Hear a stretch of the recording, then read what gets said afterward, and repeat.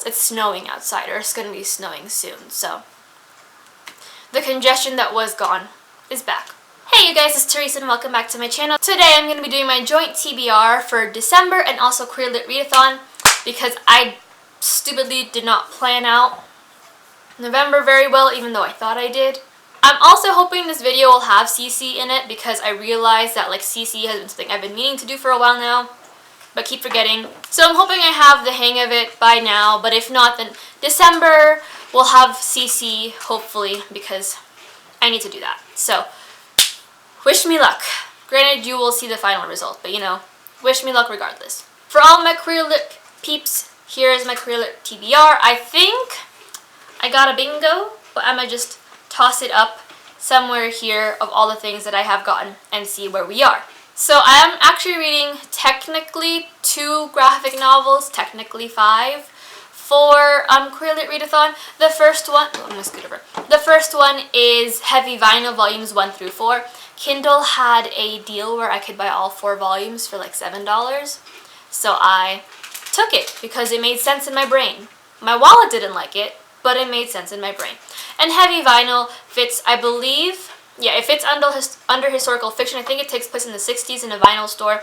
And it's like Fight Club, but with lesbians. And the other one is Kim and Kim, which was recommended to me by Jessie from Bow Ties and Books. The most that they told me about this book was that it's space bounty hunters, and they're gay. Both fit under graphic novel and, thing.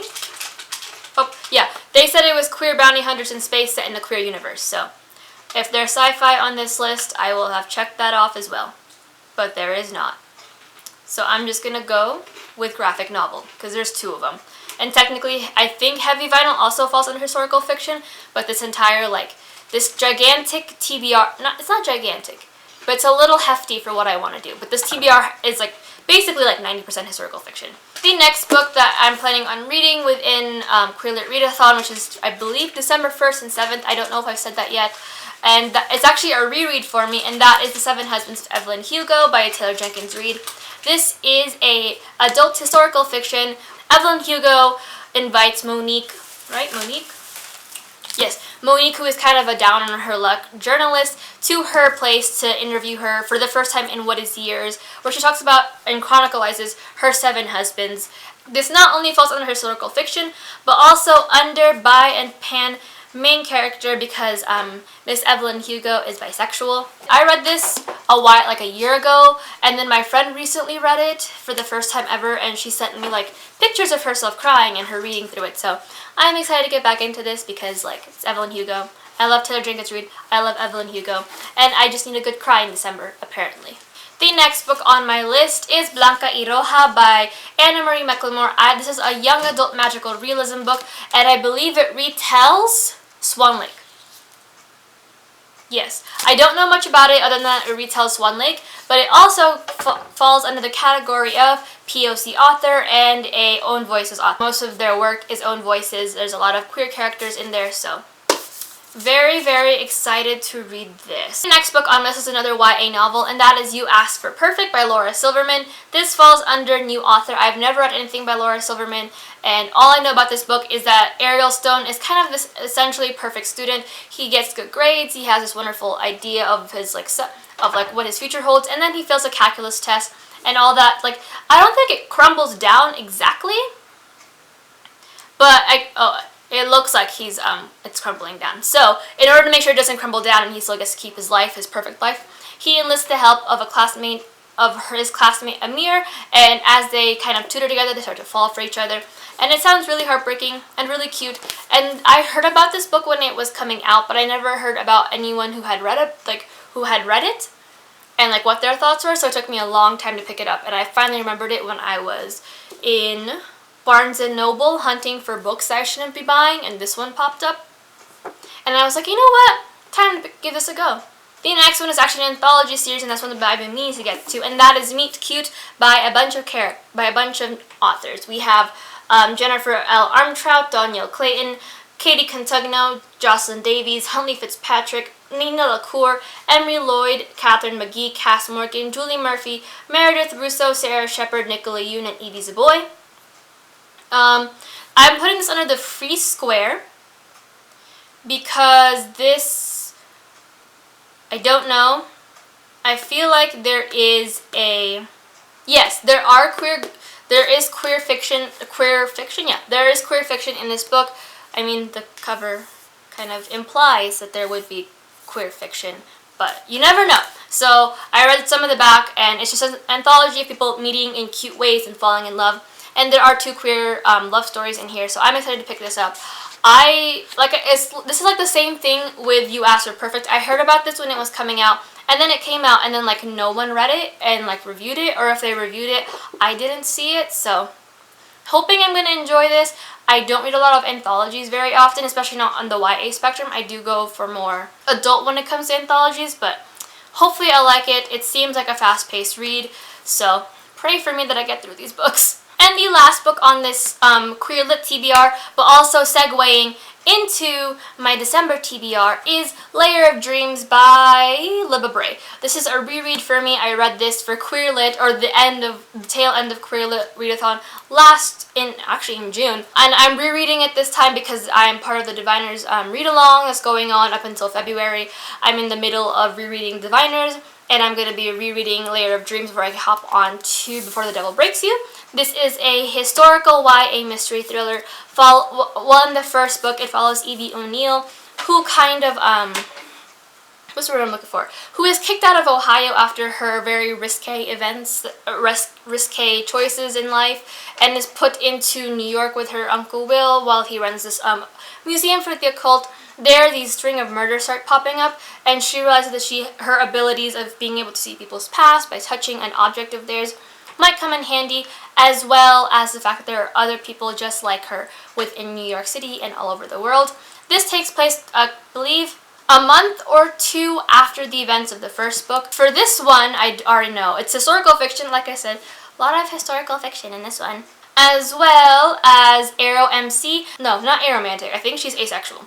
She's an asexual main character. She's also disabled.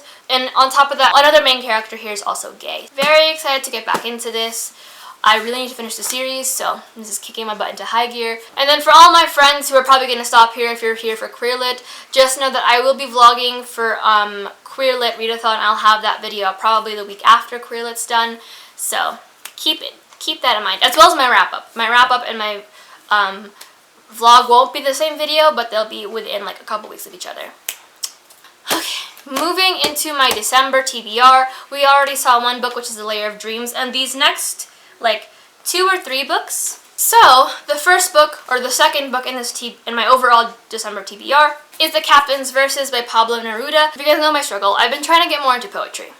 Poetry is a thing where I like dip my toes into it and then disappear for a while, and then we continue the pattern. My friend Ethel has been highly suggesting, my friend Ethel and Marlene, really. By the way, if you guys are watching this video, hi, love you, have been suggesting for me to read more of Pablo Neruda. He's Chilean, a Chilean poet, and these are some of a poetry collection of his that has been translated from Spanish into English, and I'm excited to read it. Everyone says his poetry is like absolutely amazing, so hopefully that works. And then it's also a good time for me to practice my Spanish, because your girl is like, she needs to practice her Spanish a bit more, even like just to add another language to my repertoire that I can't really speak very well. So I'm excited to pick this up and, like, you know, maybe practice more of my Espanol. The next book on my TBR is actually a read-along with a group chat of mine on book Twitter. After the Six of Crows announcement, everyone was like, we gotta read it, and some of us hadn't read it yet, so here we are. And as you can tell by that, you probably know what I'm talking about, but that is Shadow and Bone by Leigh Bardugo.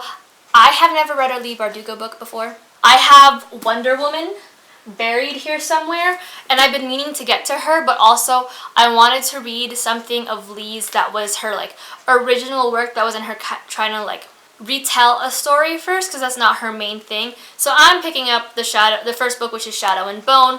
I don't know anything about this. All I know is that everyone loves it and it's good, and there's someone named the Darkling and Alina, and the place is called Grisha.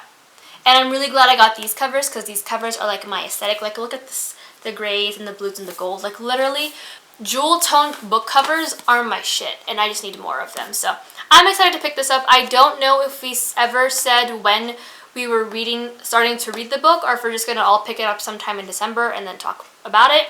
I will try to vlog my experience of myself reading this just because it is my first time. It is such a cult favorite that I feel like, you know, it'd just be fun to see it and then like see my reactions to it. But let me know if that's something you'd like to see. So the next book was actually a recommendation / present that my friend got me in June. And I'm gonna try my hardest to read it because I know this is one of her favorite series and I'd be a terrible human being if I literally took a year to read it. And that is The Red Queen by Victoria Aveyard. Thank you, Sam, again for this book. I know it's taken me so long, but we're here. We're gonna work with it. I'll get back to you when I read it, which will be this month. I'm not taking no for an answer. I'm reading it this month. In this world, where you are in the world is defined by the kind of blood you have. I believe if you have silver blood, you are considered elite. You are the rich, the magnificent. You even have powers. Mayor is one of the few ones, or the only one who has red blood, but can still do magic. If you have red blood, you are considered you're not the greatest human being in the world, in everyone else's eyes. So she is the only person who can do magic and have red blood. So she's thrust into this political game that she didn't realize she wanted to get into. It sounds really good, and I just want to read it, but I keep forgetting to put it on my TBR, and I don't want to like force it in my TBR if I'm not in the mood for it. So like, we're gonna do this, because like Queer Lit Readathon always gets me in a bigger like reading mood, so I'm hoping that it'll get me to get through these books in December, which is like the busiest time of the year, and I don't know why I did this to myself, but I'm gonna power through. The next two books were also recommendations from a good friend of mine in that same group chat that I'm doing the Grishaverse read along with, and if I don't read at least one of these books before the end of the year, I think she's gonna like find a way to come down from Texas and like choke me out. So Andrew, if you're seeing this, I'm hoping to get to at least one of these books before the end of the year, just for you. But that first book is Renegades by Marissa Meyer. This is a YA science fiction novel, pretty sure, yeah. So this world, we have superheroes and supervillains, and our main character, I believe, is the daughter of one of the villains, and our main guy is the son of one of the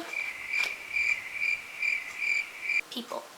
The good guys. Another thing that I also do know is that the main girl, Nova, is half Filipina, and like, I need more people who have my face out there, so even if I wasn't into the concept of this book, which I am, because superheroes are my shit and I need more superhero books in my life, I'm very much into the concept of seeing someone with my face on a book somewhere. We gotta get to this, and I also love Marissa Meyer because like, Cinder is one of my like favorite series, so we gotta get to her, but I procrastinate like crazy. So here we are. And finally, the last book on this TBR is another one from Andrew's recommendations. She wants me to finish the series out because I'm on the second book. I haven't started the second book, but I bought it, so that counts for something, right? And that is The Wicked King by Holly Black. This is the sequel to The Cruel Prince by Holly Black, and this is the Barnes & Noble's exclusive edition. This takes place directly after the first book, where Jude Duarte has been kidnapped by Fae after her mother was brutally killed by a Fae general. She and her sisters are then whisked away into the world of Fae, because her eldest sister is half Fae, which is how they got in this entire mess in the first place. And there she finds herself wanting to become a knight of the court and having to weave her way throughout these like kind of not grimy but really disgusting politics that she never thought she'd ever be in, as well as try to avoid the wrath of this place's prince, Carden, who is the cruel prince, and now he's the Wicked King, I believe. I don't know. So yeah, I'm excited to read this. I have been meaning to get to this for a long time. Like, I read the first book when it like came out. I think like a month after it came out. I wasn't a fan of it, so it took me a long time to get it. Then I reread it through the audiobook, which I enjoyed a little bit more once I got a stronger understanding of Jude and realized that the two of us aren't going to vibe very well. None of them really would vibe with... I might vibe with Locke, but Locke is an asshole, so that tells you a lot about my personality. So, excited to read this, and like, let's take a look at her naked really quickly, because I haven't hauled this book yet, so we're just gonna... Oh, I like this. It's blue, or like a teal color. But that is it for my Queer Lit and my December TBR. I hope to get to most, if not all of these books. I do have to prioritize some of these books over others due to very obvious reasons. So I'm hoping I'll get to them very, very soon. I also wanted to say that I will not be vlogging the my reading of the Diviners if you guys were looking for that, or my reread of the Diviners, or the 24-hour readathon I had planned initially. Unfortunately, my anxiety has skyrocketed quite exponentially over the past few days, and I tried vlogging when I started reading the book on Monday, and I just can't be in a space where I'm constantly putting myself in front of a camera for longer periods of time than I need to, or can be in terms of filming. So that's happening, but I will have a vlog for Layer of Dreams when I reread that, primarily because it's also part of my Queerlit readathon, so I will be vlogging for Queerlit, and yeah, I will keep you guys updated on anything else that I have plans to vlog. I think I'll do a 24-hour readathon somewhere. I mean, I think I can do it probably for after Christmas. So if you guys want me to do any kind of if any of these books from either the Queerlit or my normal December TBR you want me to do a 24-hour readathon for, let me know, and I'll try to do that after the holidays. But until next time, hit like, subscribe, comment, all of those wonderful things, and I'll talk to you guys in my next video. I hope you guys are having a wonderful week, and my next video is also going to be my 200 subscriber Q&A, so keep an eye out for that. But yeah, I'll talk to you guys later. Bye!